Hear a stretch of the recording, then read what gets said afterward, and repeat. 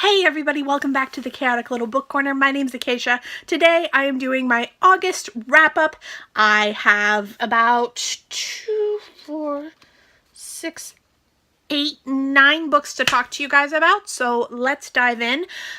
This first one is a 5-star read. Everything else after is listed in least to most enjoyed, but this one is a picture book that I read in one sitting and I absolutely loved it. 5-star read. It is Swan, The Life and Dance of Anna Pavlova, and it's by Lauren Sidner, and it is illustrated by Julia Morsted.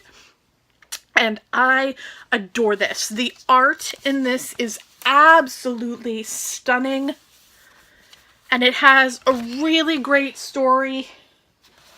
And it follows the life of a ballerina as she ages.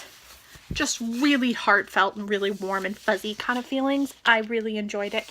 And I highly recommend it. So the book that I enjoyed the least out of this month was Dumpling. Now this one I did not disenjoy. I enjoyed it. I just wasn't completely thrilled by it. There was some fat shaming in here that I was really disappointed in, and there was that kind of basic love triangle YA tropiness to it that I am not a fan of. I went into this reading it because, one, my subscriber Deb sent it to me. Hi Deb. And I was so excited about that. I actually had seen it in the bookstore earlier that day and had considered buying it for a quick and easy read. And I was right. It was a quick, easy read. It took about a day and a half to read. Really fun. Really just lightning. It was a light read. It was really quick and easy. And that's really all you can say about it. I didn't find it the most groundbreaking piece of literature I ever read. However, it did start a conversation within myself that I really want to find more characters who are considered plus size in literature, that are discussed in how their body is and the experience of their body and what it feels like to be overweight in a time and place. And I really want to find more of those. So if you have any recommendations of overweight main characters, please link them down below in the comments and I would be happy to check them out. Next, and this was 3 stars. Another 3-star read is Middlemarch by George Eliot. This was my 600 to 1,000 page book of the month. I mean, Dorothea is a really adorable character. Not adorable. Not like adorable, but like adore. Like you can adore her. It's really hard for me to explain this book. I really think that almost everybody has read it. And I think that I was one of the last ones to jump on the bandwagon to read this. It follows Dorothea through an unhappy marriage to a scholar that she really believed that she loved and found really admirable and, admirable. That is the word I was looking for. Not adorable. Thank you, Acacia. I thought it was good. I didn't believe the romance that was in this book. I didn't think it was completely 100% my style. I definitely think that it was a decent read. I plan to read more George Eliot, but I don't think this book was entirely for me. I think that if you're curious about it, you can definitely find out more about it from the synopsis, which basically just says that it is about an unhappy marriage, which is a very small piece of a very large story. And I think that it's a good read. I don't know that I'd ever put the time in to read this a second time. I might, just because it is a classic and I feel like there are more things to get out of it. I've heard a lot of people tell me that when they studied it in a literature degree, they got a lot more out of it, which I would love to hear people's thoughts and feelings and opinions on that, just because I feel like there's a lot of stuff I missed by not having anyone to jump my ideas off of and to kind of dive into symbolism and the experience of an unhappy marriage during a time when divorce was just not an option. I really enjoyed this though, but I didn't love it. Then another 3-star read. This is Autopsy of a Father, and it's by Pascal Kramer. This was really, really hard to get through for me. It was... The experience of a woman who is trying to get to know her father after his death and after his change in behavior as he aged. I definitely was so hurt and felt so saddened by the change in the behavior of the father. I felt as though it was a really saddening moment when you kind of experience the hatred and racism that begins to come out of him. I thought that it was really well adapted, and I think that for me, the story was really wonderful and sad, but I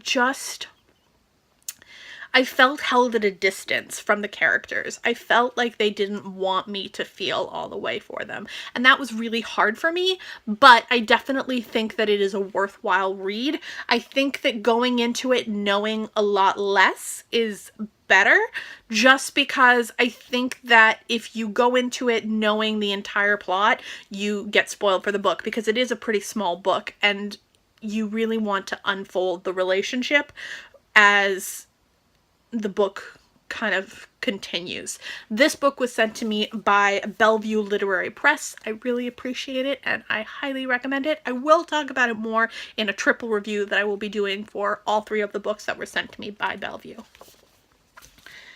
Then we have The Changeling by Victor Lavelle. This I went into and was completely obsessed with it for the first day or 2 that I read it. And then I lost interest. And I didn't lose full interest. Like, I was always curious about it. I put it aside during Booktubeathon and I didn't finish it. I really wanted to, but it wasn't calling to me as much as I wanted it to. I felt as though I was being, like, kind of... I felt as though I was bored and like nothing had happened yet. And I really wanted it to move a lot quicker than it did. I think that it's a really great book. If you like really slow, plot-driven, character-focused stories, this is fantastic. And I do love those. I actually prefer those. But for me, even this was a little bit slower than I wanted it to be. I did finally finish it and I ended up giving it 4 stars. I really enjoyed it. I think it's a great thriller and I think it's a really interesting story. The premise is that, what is his name? Apollo is a man who is selling books and his wife is a librarian and they have a new baby, and for some reason the wife is convinced that their baby is a changeling and life just gets out of control from there, and she kind of spirals out of control into madness, and he, trying to make sense of everything that is happening, tries to balance the act between saving his child and saving his wife. It's really well done. I enjoyed it. Then we have Florence and Ecstasy, a novel by Jessie Chafee, and I really enjoyed this. I think 4 stars, really solid read, really well done, really, really good exploration of an eating disorder. And I had 2 books this month where eating disorders were experienced, although on very different ends of the spectrum. This is a woman who doesn't eat enough and who is really, really starving herself and is really struggling to overcome her eating disorder, so she goes to Florence in order to get a new start. It is really beautiful, really well done. The experience of being in Florence is so palpable and you can just feel it and smell it and sense it. It is gorgeous. I really enjoyed it. I was sent this by Unnamed Press for review and I really appreciate that. I will be doing more of an in-depth review on this and 2 other of their books when I have finished all of the books that I was sent for review by them. Then another 4-star read, Eat Only When You're Hungry. This is the other book that I was talking about that discusses an eating disorder. This is by Lindsay Hunter, and it discusses the experience of a man who is on his way to try and find his son, who is an addict. I really enjoyed the parallel between drug addiction and food addiction. I really find it fascinating to talk about, and I might be reading too much into this, the addict gene. I don't even know if that's what you would call it, but there is proof of addiction being a gene-related thing. So a father who is an alcoholic is more likely to have a son who is an alcoholic. And that is whether that be nature versus nurture, I don't know. But this really discusses and discovers a lot more of addiction in two different, very different formats, but in the same family, and what that looks like, and how it is explored, and how it affects the family, and how it affects the body and the mind and the soul, and what it does to each person with their drug of choice, whether it be food, alcohol, or drugs in general. I really thought this was brilliant. I really enjoyed it, and I highly recommend it. We're almost done, guys. You Play the Girl on Playboy Bunnies, Stepford Wives, Trainwrecks, and Other Mixed Messages by Karina Chicano, and this is essays. Now, this was a 5-star read for me. I absolutely loved this. It was highly academic and really, really hard for me to get through, but I flippin' adored it. I think this is fantastic. I actually liked it a little bit more than Girls Will Be Girls. I thought it kind of focused more on just the female gender and what those stereotypes look like, and the expectations laid on women focused solely on stereotypes and what they are raised to see in the media. I thought this was really phenomenal. I really enjoyed it, and I highly recommend it, especially if you are interested in kind of seeing what the double standards look like in a more flat and laid out, like, literal sense, and also way more frank. This did not hold back any punches, and it was really, really blunt. I appreciated that.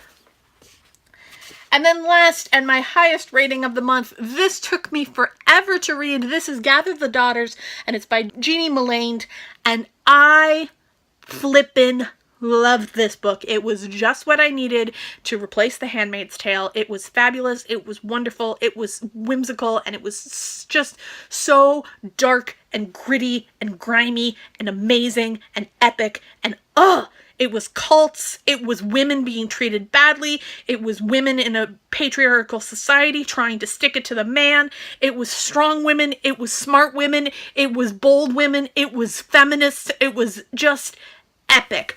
I adored this. Flippin' loved it. I highly recommend it. If you have not read it, I would recommend you go do so. I am not going to tell you too much about the plot. Actually, I'm not going to tell you anything about the plot, because I went into this knowing only that it was a cult and that it was based around women's reproduction and how they are treated. Those are the two things I knew.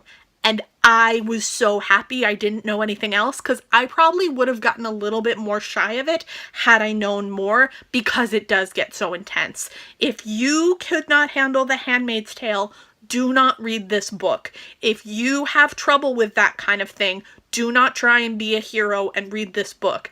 You need to be ready for some really graphic abuse and some really graphic visions of women being harmed. I recommend it though, and it really, really took me forever to finish it, but worth it.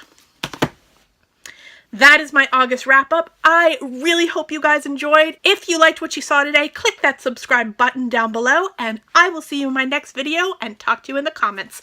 Bye!